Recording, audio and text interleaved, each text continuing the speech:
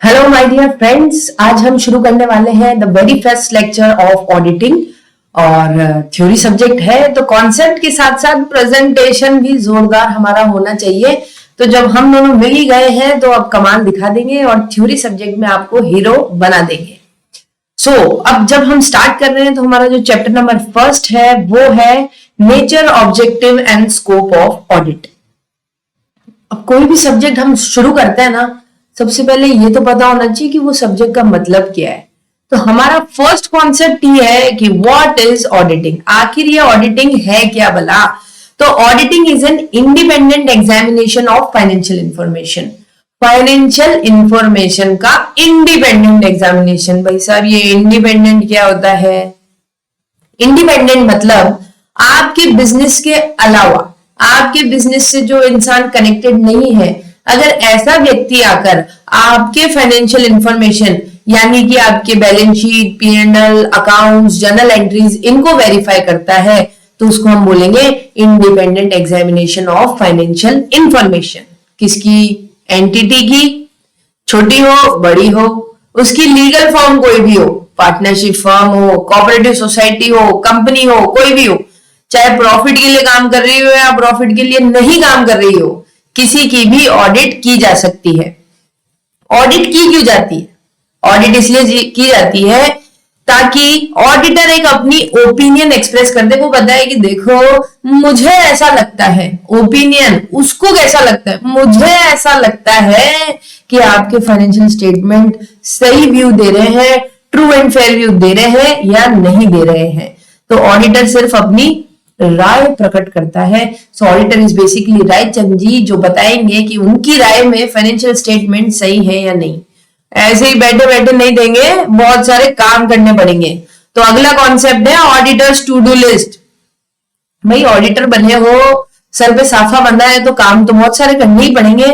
तो देखते हैं भाई ऑडिटर को क्या क्या काम करना पड़ेगा। सबसे पहला, account have been drawn up with reference to entries in books of account.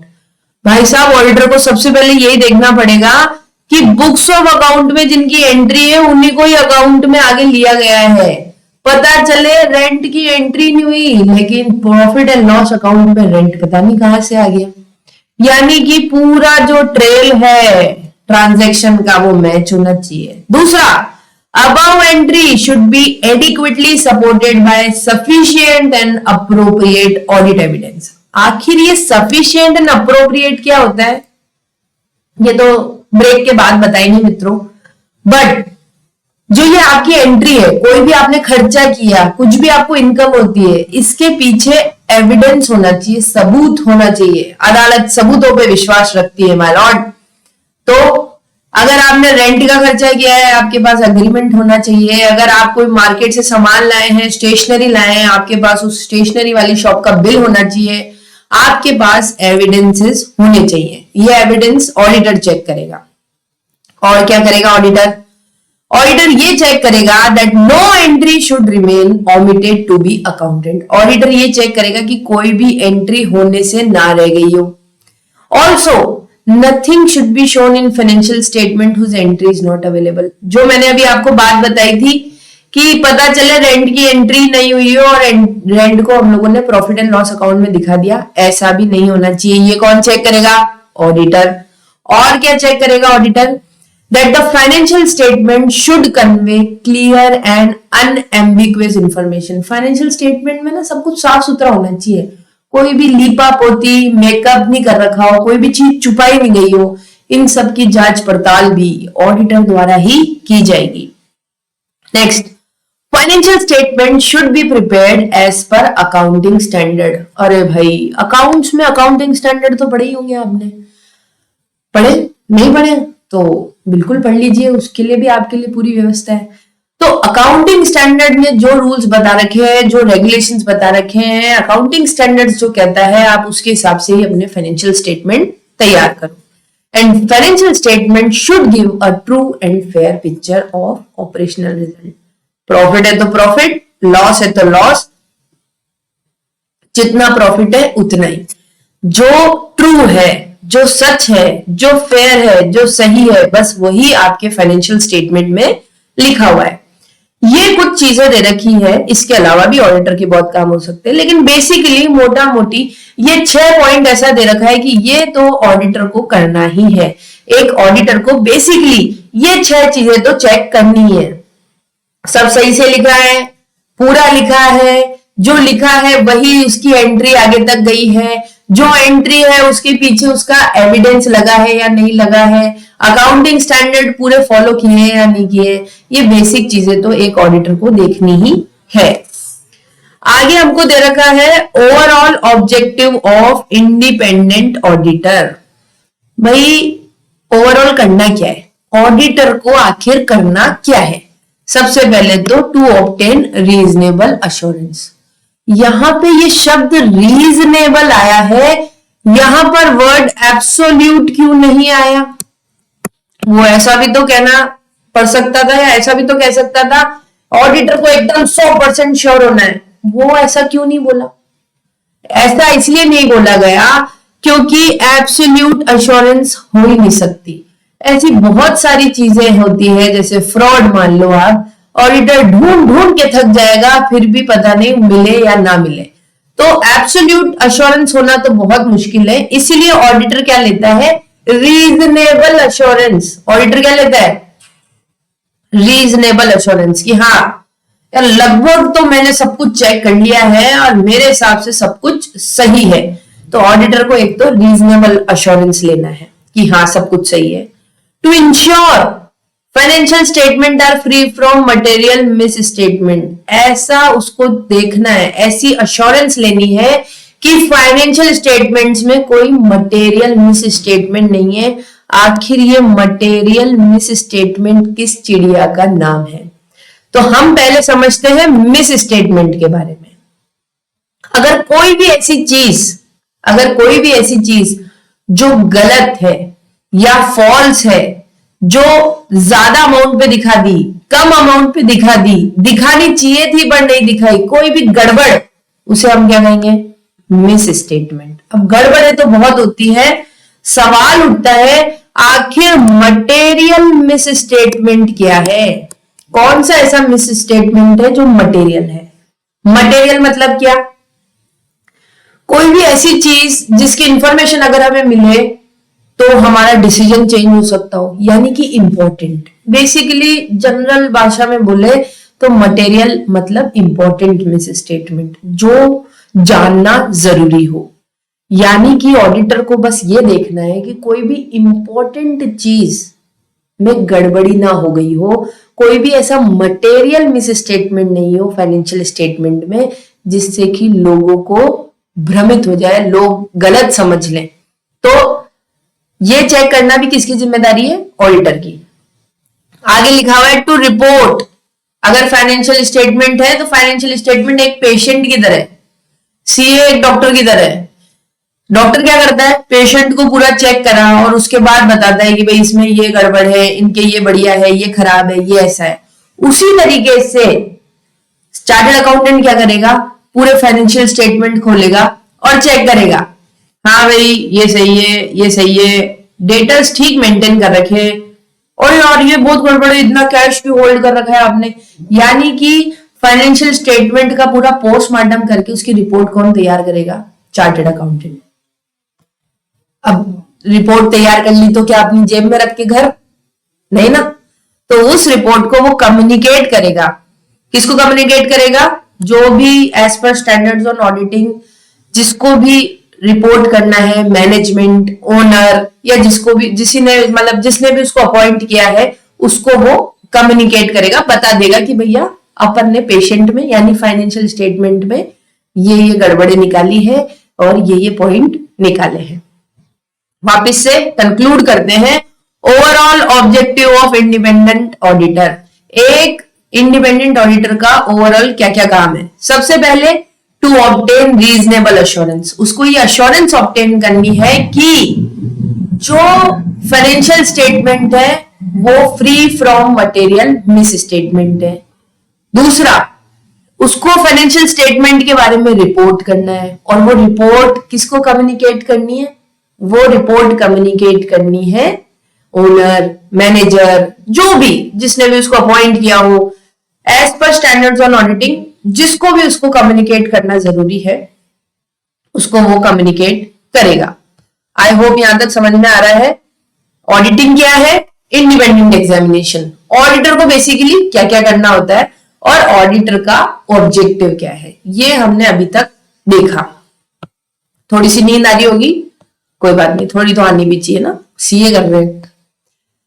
Scope of audit, आखिर दायरा क्या है ऑडिट की? क्या वो है भैया, लिमिट करते जाए चेक। अगर लिमिट नहीं रखी तो एन नंबर ऑफ चीजें चेक करने के लिए बेचारा ऑडिटर तो एक ही ऑडिट में बूढ़ा हो जाएगा रे। तो देयर आर सम स्कोप जो उनको डिफाइन करते हैं कि ऑडिट इस दायरे के अंदर होनी चाहिए। पहला है टर्म्स ऑफ ऑडिट एंगेजमेंट, अपनी आपस की क्या बात हुई है भैया, ऑडिटर को जिसने रखा है ना, ऑडिटर की उसके साथ क्या बातचीत हुई है, क्या टर्म्स एंड कंडीशन है, एग्रीमेंट में क्या लिखा है, वो इंपॉर्टेंट है। दूसरा रिक्वायरमेंट ऑफ स्टेज रूल, यानी कि लॉ, रूल्स, रेगुलेशन, कानून क्या कहता है उसके अंदर। तीसरा हमारे माई बाप, हमारे गुरु, हमारे भगवान, इंस्टीट्यूट, बिल्कुल आईसीआई। तो ये तीन चीजें जो है ये बताएगी कि एक ऑडिट का स्कोप क्या क्या हो सकता है। लेकिन मेरे मित्रों ये ध्यान रखना कि आईसीआई और लॉ इसको कभी भी आप ओवरराइड नहीं कर सकते।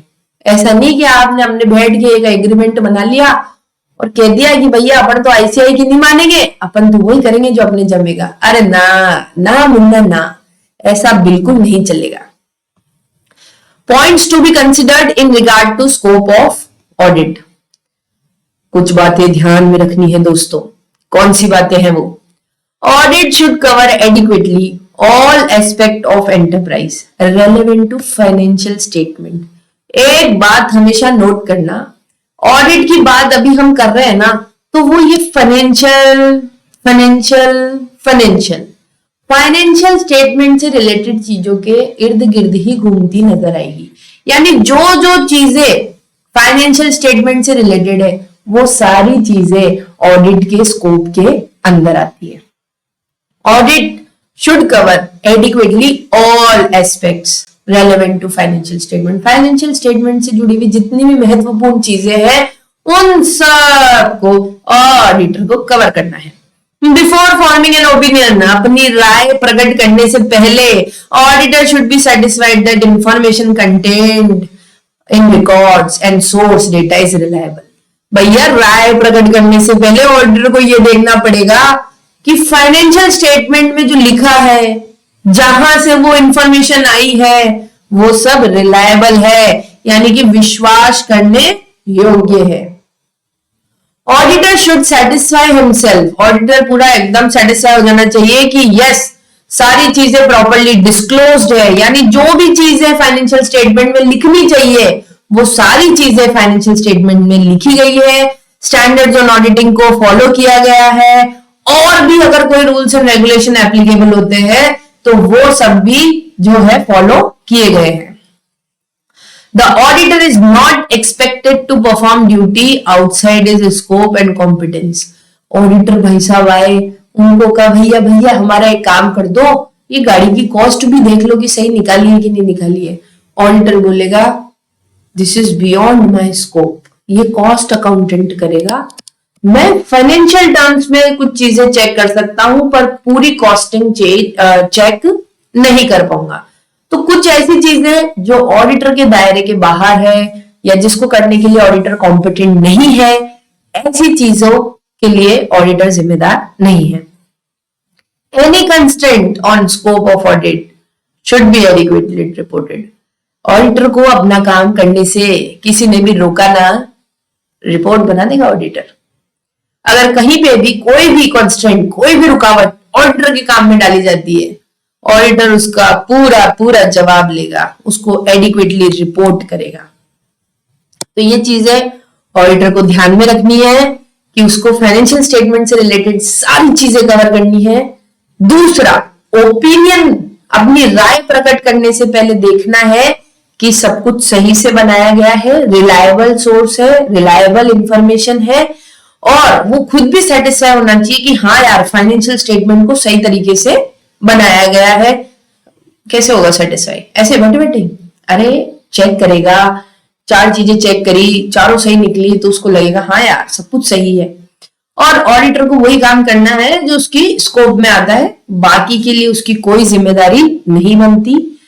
और अगर उसको कोई भी रुकावट उसके काम में पैदा की जाती है तो उसको भी वो बिल्कुल बेशक रिपोर्ट में लिख सकता है। So these are the point to be considered in regard to scope of audit.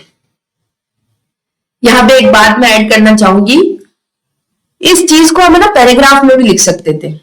कोई भी आप पढ़ते हो पॉइंट चार्ट, उसको अपन थ्योरी में पैराग्राफ में भी लिख सकते थे, बट क्यों इतने सारे चार्ट्स बनाए, पॉइंट बनाए, क्यों? ताकि आपको पढ़ने में इंटरेस्ट आए। तो हम आपकी सोच रहे हैं तो आप आपके एग्जामिनर की भी सोचो ना। तो इसीलिए अगर आप पेपर में आंसर लिखते हैं तो वो भी आप कोशिश करिए कि सारा पॉइंट्स में, और सबका एक टॉपिक हेडिंग दिया, उसका पॉइंट लिखा। कुछ भी चीज पैराग्राफ में मत लिखो, बेचारा पहले ही परेशान है इतने लोड से, और आपने इतना बड़ा, क्योंकि मुझे तो बहुत सारा आता है ना, आपको लगा भाई मेरे को तो बहुत सारा आता है, आपने दे दे दे दे, दे पूरा पैराग्राफ भर दिया। अरे मित्रों, अंकल जी टेंशन में आ जाएंगे।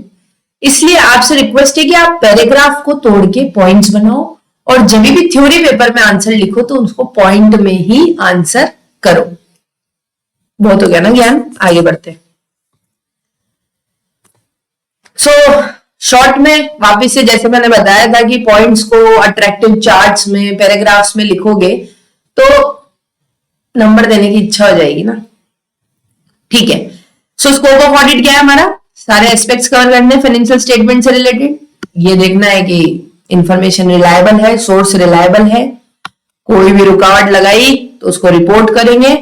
हमारे दायरे के बाहर के काम हम बिल्कुल नहीं करेंगे, और ये देखेंगे कि सारी चीजें एडिक्वेटली डिस्क्लोज्ड है, सब कुछ सही तरीके से बुक्स में दिखाया गया है। Next is aspects to be covered in audit. क्या क्या चीजें हमको ऑडिट में कवर करनी है? ऑडिटर टू डू लिस्ट से मिलता हुआ ही है। सबसे पहले एग्जामिनेशन ऑफ अकाउंटिंग सिस्टम, ये तो लिखना ही है साहब, और हमको देखना है इंटरनल कंट्रोल। भाई साहब इंटरनल कंट्रोल, ये क्या हो गया? देखो सीधी सी बात है, हर कंपनी में कुछ ना कुछ कंट्रोल लगा रखे होंगे। जैसे आप देखते ही हैं, बहुत सारी जगह एंट्री करने के लिए बायोमेट्रिक डिवाइस चाहिए, वॉचमैन है, कैमरा है। अच्छा, आपने बहुत सारी जगह ऐसा देखा होगा कि एक बंदा एक काम कर रहा है, फिर दूसरे बंदे के पास ले जाता है, फिर उसको चेक कराता है, फिर वो उसको साइन करके देता है कि हाँ ठीक है कर दो प्रोसेस। यानी ऑथराइज कराना पड़ता है, सीनियर मैनेजर से पूछना पड़ता है। ये सब क्या है? Part of internal control. तो ऑडिटर को यही देखना है कि यार इस बिजनेस में, इस एंटिटी में प्रॉपर इंटरनल कंट्रोल है या नहीं, अच्छे तरीके से internal control.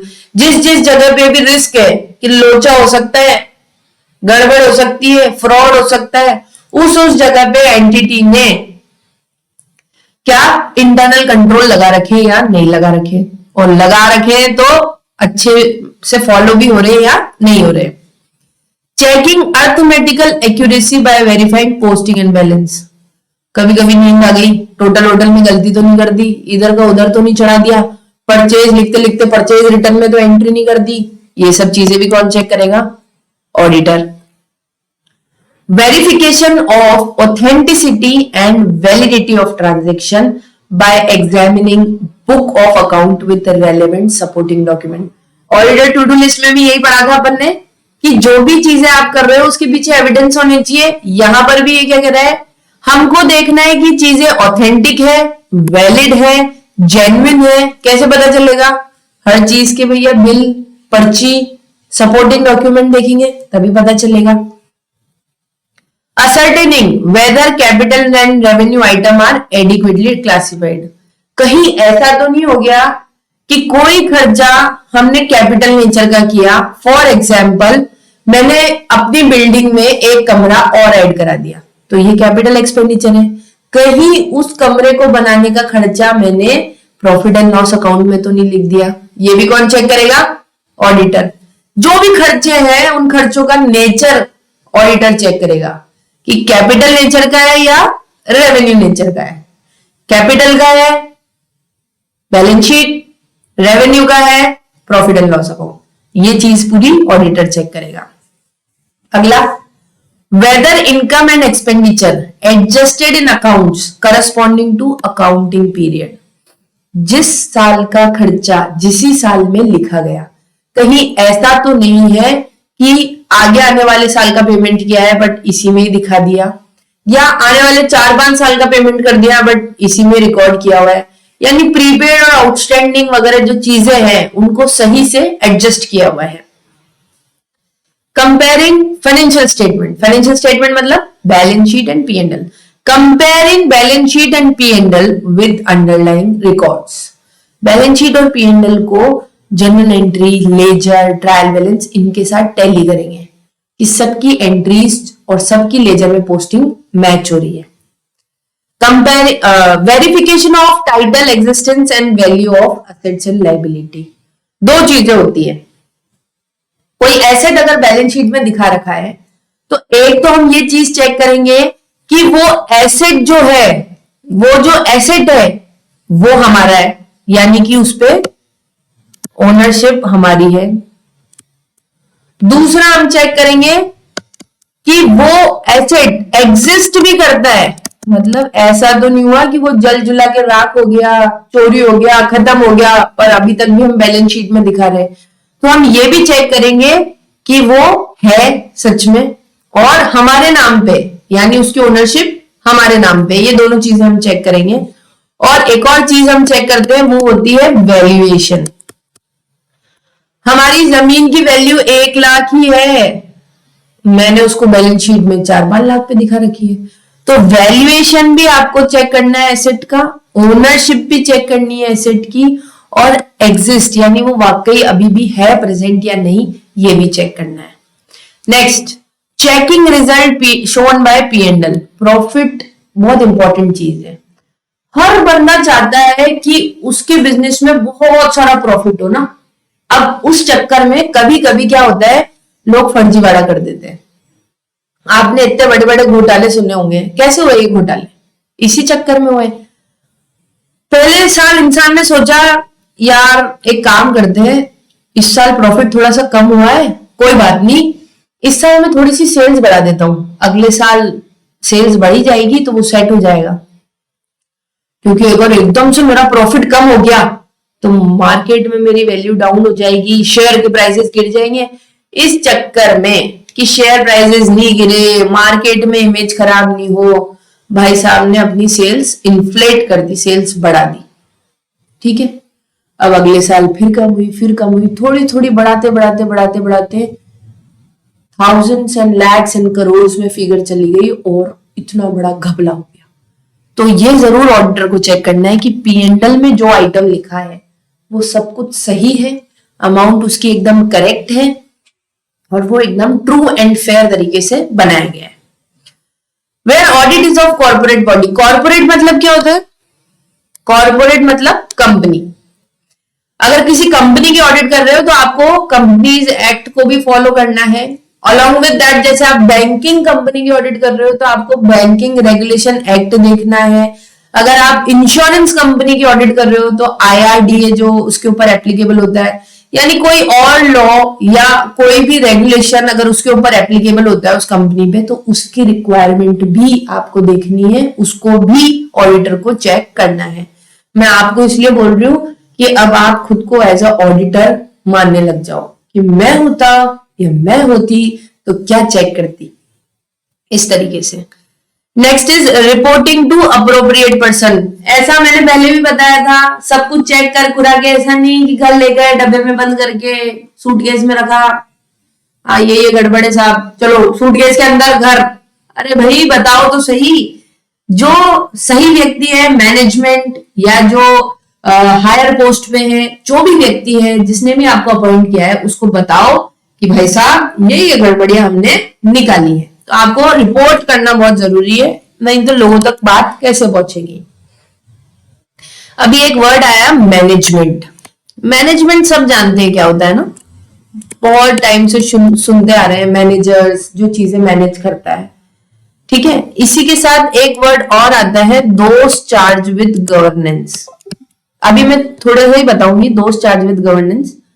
Those charged with governance, इसको फुल फॉर्म में लिख देती हूं, नहीं तो आप कहोगे कि बोल क्या रहे हो, लिख क्या रहे हो। दोस चार्ज विद गवर्नेंस, ये जो होते हैं ये मैनेजमेंट के ऊपर होते हैं।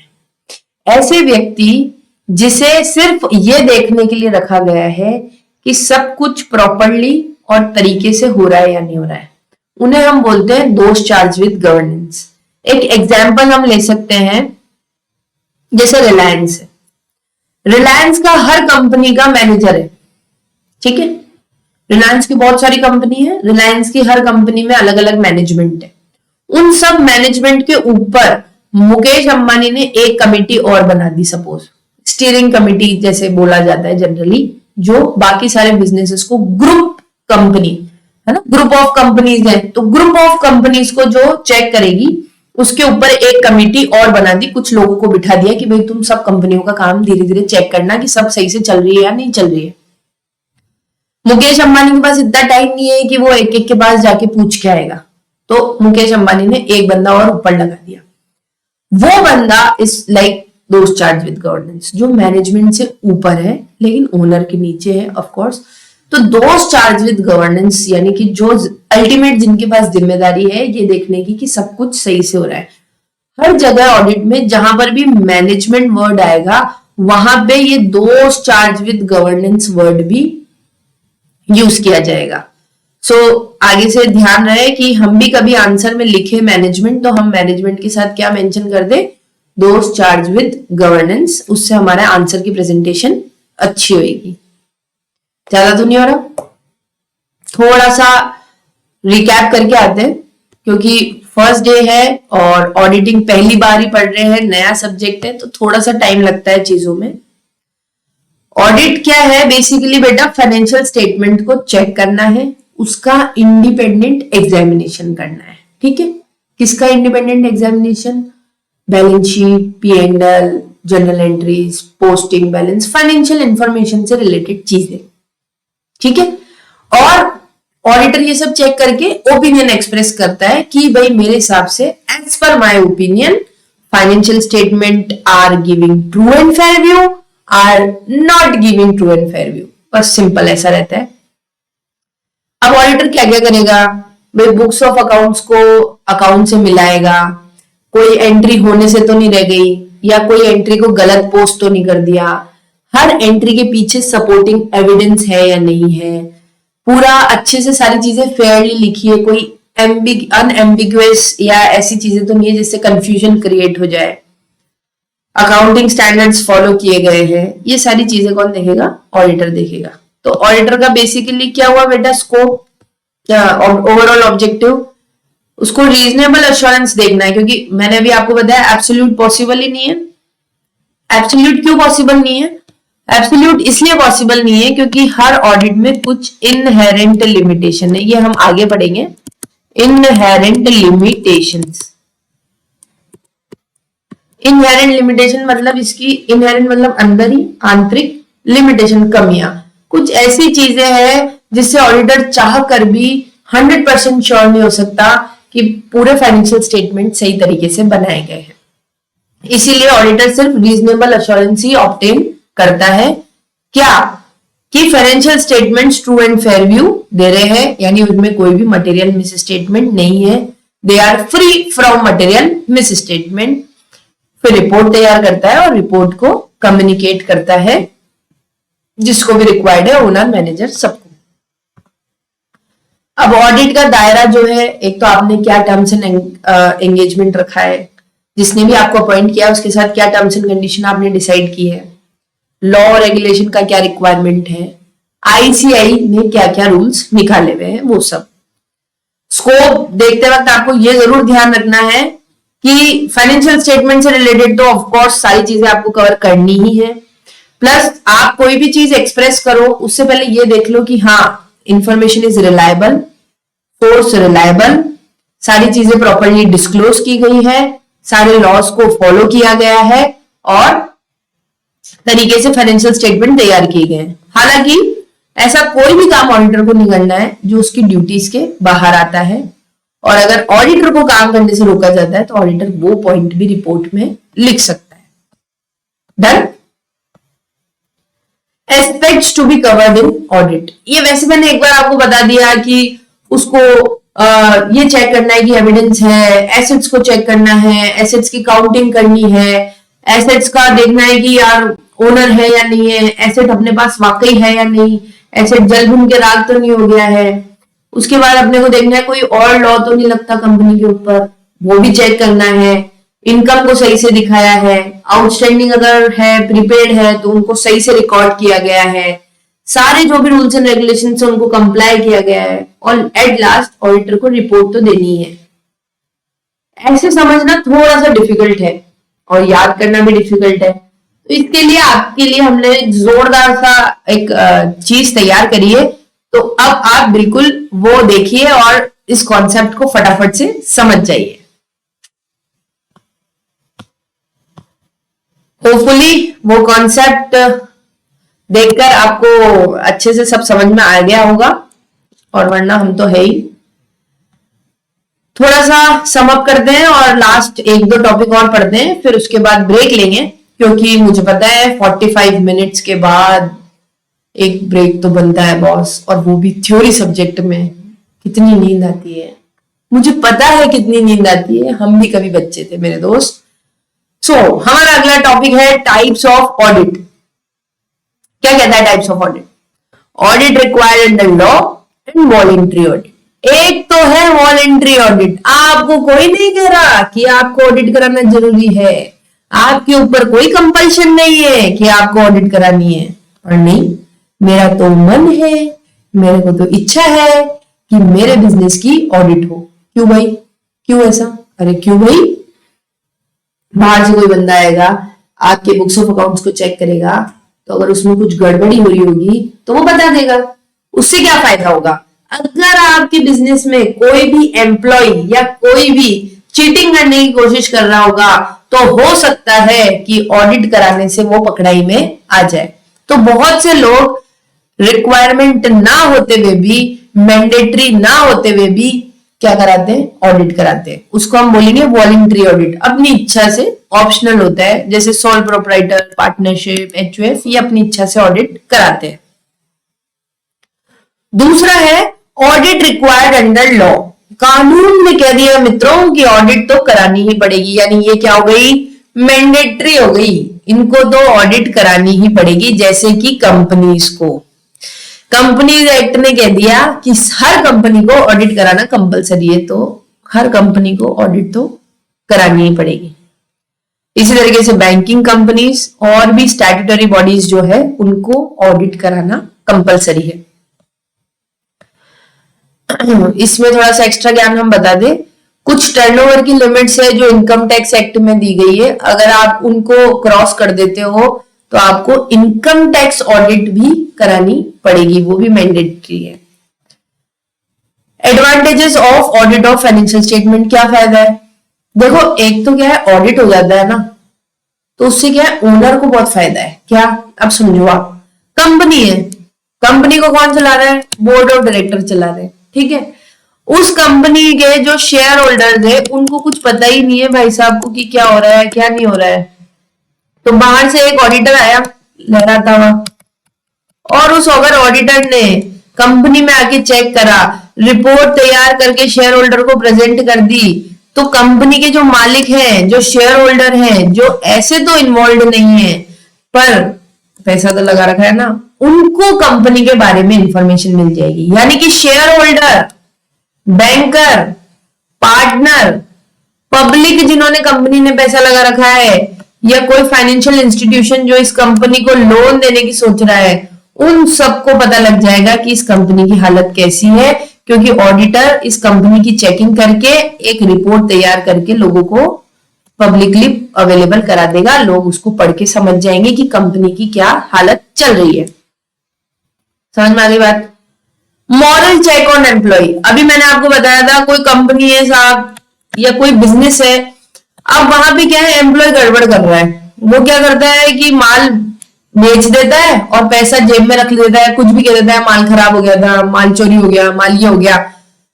अब अगर ऑडिटर आया, ऑडिटर ने चीजें चेक करी, उसको कहीं ना कहीं हो सकता है पकड़ाई में आ जाएगी वो चीज कि यार ये एम्प्लॉय क्या है, गड़बड़ कर रहा है। तो मॉरल चेक ऑन एम्प्लॉय। अच्छा, एम्प्लॉय भी थोड़ा संभल के काम करता है अगर उसको पता है कि ऑडिटर आ सकता है। नेक्स्ट, कभी भी आपके ऊपर टैक्स की कोई लाइबिलिटी आती है तो आपको सबसे पहले बोला जाता है अपने ऑडिटेड फाइनेंशियल स्टेटमेंट लाओ। आप कभी भी लोन लेने जाते हो बैंक में, आपको बोले, हो सकता है, मतलब नॉट, इनकम टैक्स रिटर्न तो मांगते ही हैं, बट बहुत सारी जगह पे आपसे ऑडिटेड फाइनेंशियल स्टेटमेंट या सीए से सर्टिफाई करे हुए स्टेटमेंट्स मांगे जाते हैं। या कभी आपको अपना बिजनेस खरीदना बेचना है तो उसको डिटरमाइन करने के लिए भी ऑडिटेड फाइनेंशियल स्टेटमेंट्स की जरूरत पड़ती है। एक्चुअल में ऐसी बात है कि अगर फाइनेंशियल स्टेटमेंट ऑडिटेड होते हैं तो अक्सर लोग उस पर विश्वास कर लेते हैं। इसलिए ऑडिटेड फाइनेंशियल स्टेटमेंट की बहुत महिमा है मेरे दोस्त, बहुत माना जाता है इन्हें। And last, helpful in settling trade disputes.